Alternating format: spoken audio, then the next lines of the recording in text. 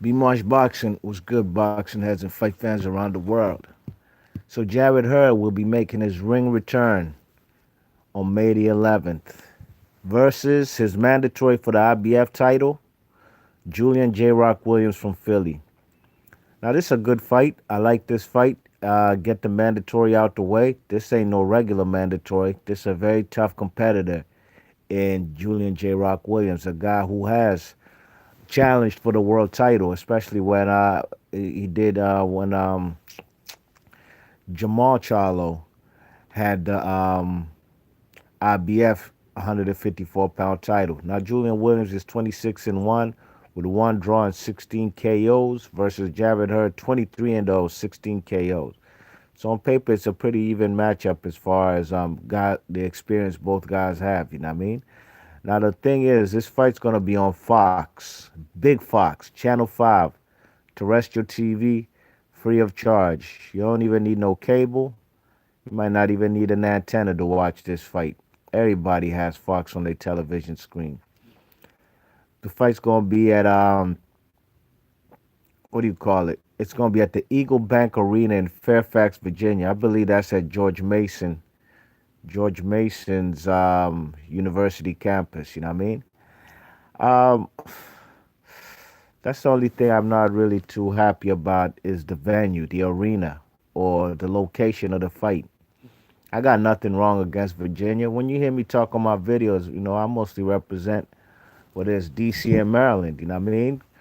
Virginia, sure, some people outside of the DMV area, they consider Virginia to be part of the DMV area, but really and truly, I don't go to Virginia. I got no business there. Virginia's a Commonwealth state. You get caught fucking around in Virginia, man, you're gonna do some time. You know what I mean? You get a traffic ticket out there in Virginia, man. It might cost you all $300 to $400. So Virginia is a very strict state. Even if you don't recycle, you don't throw your recyclable items in the recycle bin, you're gonna get fined. You know what I mean? So Virginia don't play.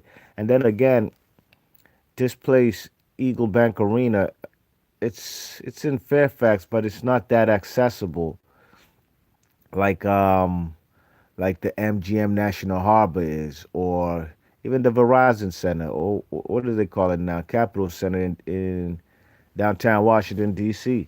But I had a feeling that if Jarrett Hurd does make his first fight, have his homecoming fight, he hasn't fought in the D.C. Maryland area since he was a prospect. You know what I mean? So, like I said, I had a feeling that this fight would be anywhere except the MGM National Harbor. The MGM National Harbor only holds 3,000 to 3,300 seats. Okay, Jared Hurd's a guy who's fought a headline at the Barclays Center. You know what I mean? How much does the Barclays Center hold? Probably 20,000. So him coming to a small. That's gonna be the thing also with Javante Davis. If they do give him a homecoming fight, even though he's not from PG County, from where the MGM National Harbor is, the venue is too small, man. 3,000 to 3,300 seats. They ain't gonna cut it, man. The man Javante Davis has been fighting in front of big crowds. He headlined his first show when he fought that guy he fought the last time. What's that guy's name? Hugo Ruiz, all right? That was in California. I doubt it sold out. The viewership was terribly low. But at the end of the day, if he does come, I see him more maybe fighting at the Royal Farms Arena in Baltimore. You know what I mean? So that's my issue with that MGM National Harbor. It's a nice venue. I like it. It's popping. There's beautiful women there every single time I go in that joint. You know what I mean? Man, gotta come up in that joint correct. You know what I'm saying? You want to talk to these women, man. But that's just any fight in the D.C. Maryland area. That's how I was when I used to go to the D.C. Armory. Beautiful women all over the place. All you gotta ask is people like the guy Ness on the Boxing Voice. Whenever he came down to D.C., he was, and for fights at the D.C. Armory, that's all he would talk about. The beautiful women. They come out stunting. They coming out looking for looking for themselves a baller. You know what I mean?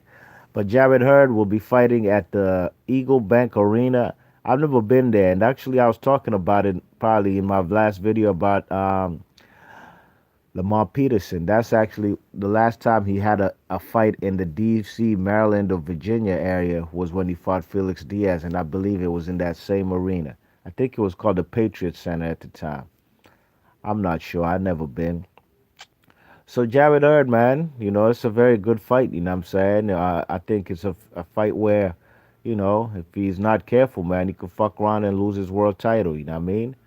Um, the guy, Julian J. Rock Williams, to me, he did look suspect in that fight versus Ishe Smith. You know what I mean? I thought that fight was a draw or could have gone either way, but I think I had it a draw.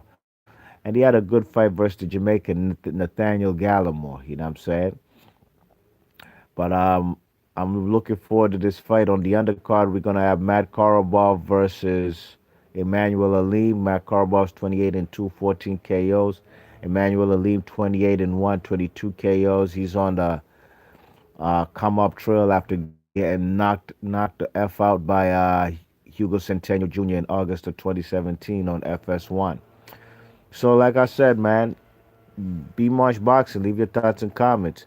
Jarrett Hurd putting all his straps, WBA and the IBF. Notice I don't talk about that IBO like some world champions claim it's a legitimate title. The IBO belt. I have four belts. IBO.